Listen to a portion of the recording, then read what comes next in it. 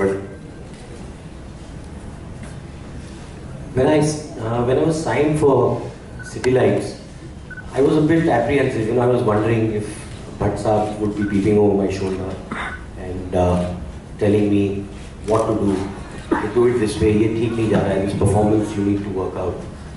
But I was surprised. The first day of the shoot, he was not there. I was in Rajasthan, and I thought he did not come there because we were shooting in harsh terrain and he did not want to be challenged by the lack of luxury. But I just got a call from Bhatt Saab and he said, "Be fearless, be audacious, and just follow your heart." And those words just kept resonating within me. And I've made a film straight from the heart with all the honesty and empathy that I could muster up from within myself. And I've managed to look inwards because of those three key words that Bhatt Saab gave me: fearlessness, audacity, and honesty. So those three words, I hope they resonate with all of you, with the collective conscience of our country, which, while it is asleep, it can be awakened. So I'm hoping that this film, which is really, really special, and it's about invisible people, the faceless, nameless, people who constitute such a huge majority of our urban spaces. In Mumbai, I was reading some census figures, 2011 census, where they said nearly 5.6 million, this is in 2011, 5.6 million of Mumbai's residents are migrants. So there's a dialogue in the film which says कि शहर हम लोग चलाते हैं और सवारी ये लोग करते हैं.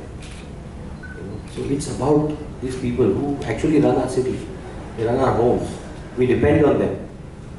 So it is the story of a family that stays together in these circumstances for survival, fights for survival. The only thing they have to survive is the love in their hearts, love for each other, and their survival instinct, the man's primordial instinct to survive. And the film also has a thriller element, which sort of is, while it is very thrilling and very entertaining, it also is a warning to all of us. Look at these people, or get ready to be bitten.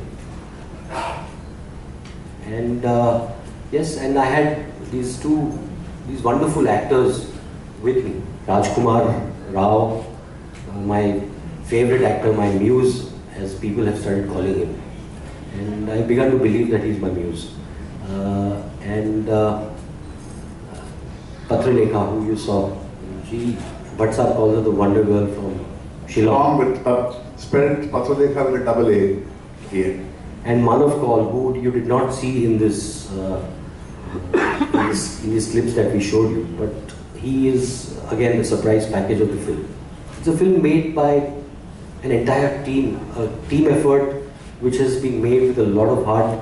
It is an adaptation of a film that we within the team have not seen, Metro Manila. It's important that this film was seen by the original writer and of ours, whose name you should mention.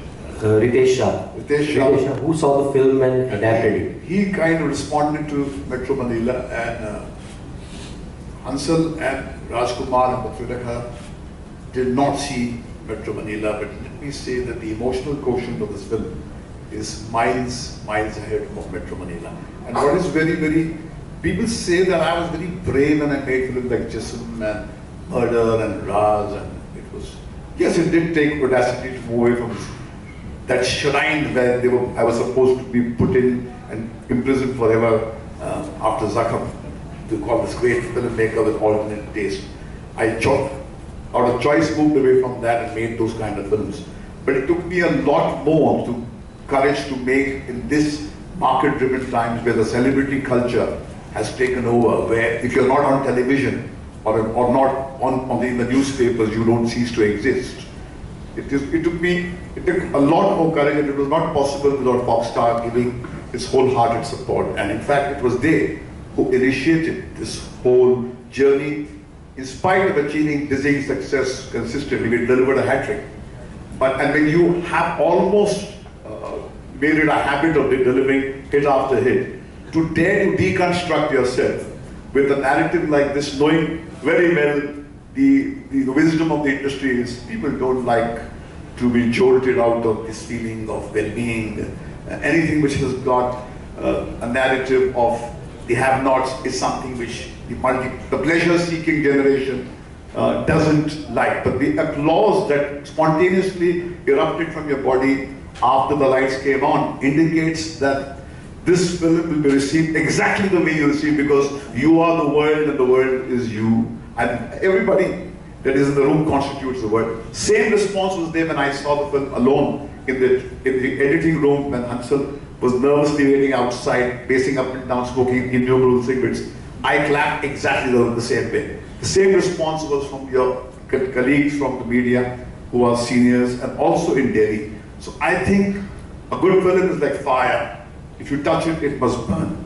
And I think that's what Set It Light is. So I feel that we have a gem of film, and that's why with great pride we flaunt it.